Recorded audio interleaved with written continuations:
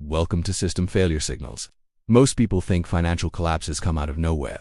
One day everything feels normal, the next day the system is on fire. But that's not true. Collapses don't arrive suddenly, they whisper first. And the most dangerous part is that the same warning signal shows up every single time. It showed up before 2008, it showed up before 2020, and now it just triggered again. If you're still looking at headlines, prices, or social media panic, you're already late. The real signal lives deeper where most people never look, and that's exactly what we track here on System Failure Signals. Before we go any further, do this quickly. If you want to calm early warning intelligence instead of fear and noise, hit the like button and subscribe right now. It tells the algorithm to push this kind of content to more people who actually want to understand what is happening, not just react to it. You can always unsubscribe later, but missing the signal costs much more than clicking a button. Now let's slow this down, because panic is expensive. Smart money doesn't panic. Smart money watches patterns. And the pattern I'm about to explain is uncomfortable because it doesn't look dramatic at first. There are no crashing charts, no screaming anchors, no emergency press conferences. In fact, this signal usually appears when things still feel mostly fine. Go back to 2006 and early 2007. Housing prices were still rising. Unemployment was low. Stock markets were strong. On TV, everything looked stable. But underneath, something very specific was breaking. Credit was still flowing, but trust inside the system had started to fracture. Banks stopped trusting other banks. Lending standards quietly tightened. Liquidity began moving inward instead of outward. No one called it a crisis yet, but the plumbing was already clogged. That was the real signal. Fast forward to early 2020. Same story, different costume. Markets were near all-time highs. Volatility was low. People were talking about growth, innovation, and record profits. But in the background, stress started showing up in places most people never watch. Repo markets froze. Short-term funding costs spiked. Central banks stepped in aggressively before the public even knew there was a problem. That wasn't a reaction to panic. That was a reaction to the same hidden signal.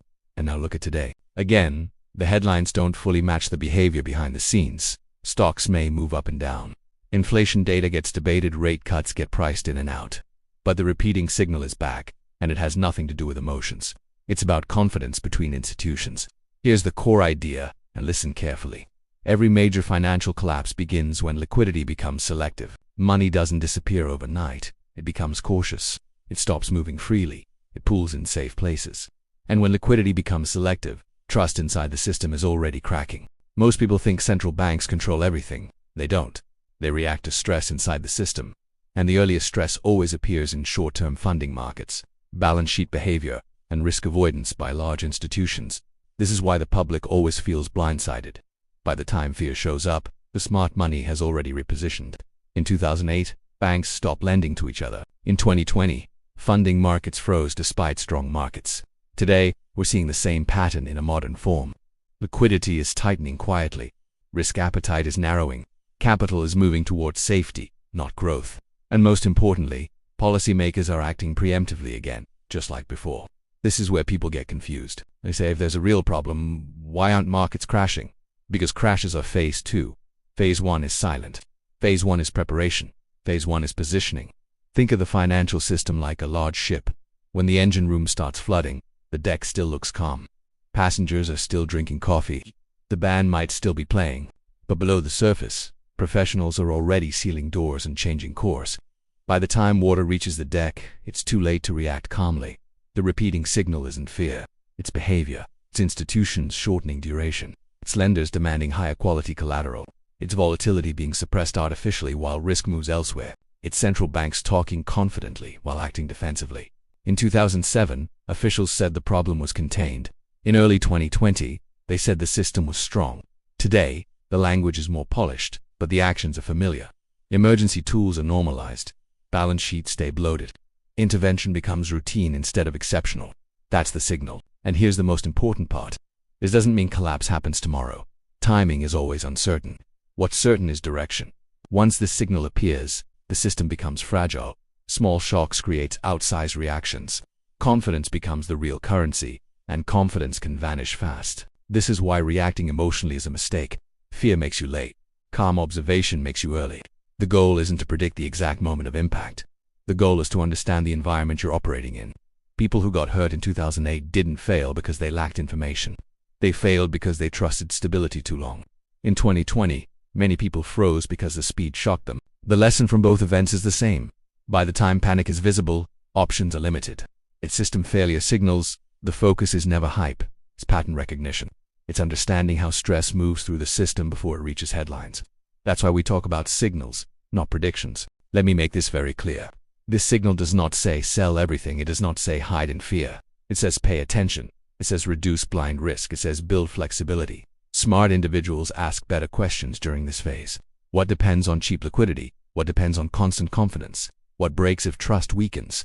Those are the things that suffer first. Meanwhile, resilient assets, resilient skills, and resilient strategies quietly gain value.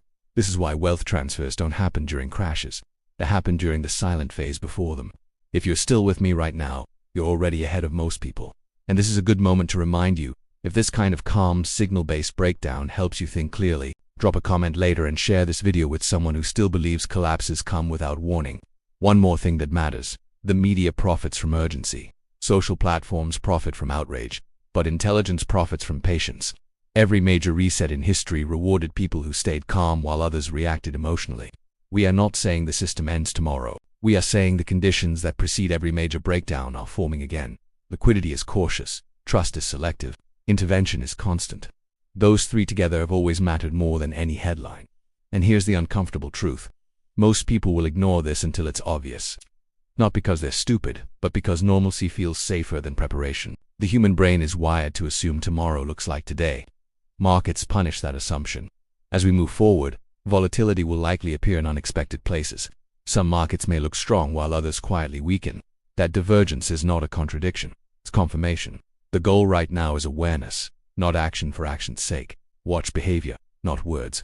Follow flows, not opinions. And remember, the system always tells you what it's doing before it breaks, but it never announces it loudly. If you want more breakdowns like this, more early signals without fear bait, make sure you're subscribed to System Failure Signals. And before you go, leave a comment with your thoughts and share this video with someone who still thinks collapses come out of nowhere. Because the signal already triggered, the only question now is who's paying attention and who's waiting for panic to explain it to them. The signal has already triggered. The only question left is whether you're preparing quietly or waiting for panic to explain it to you.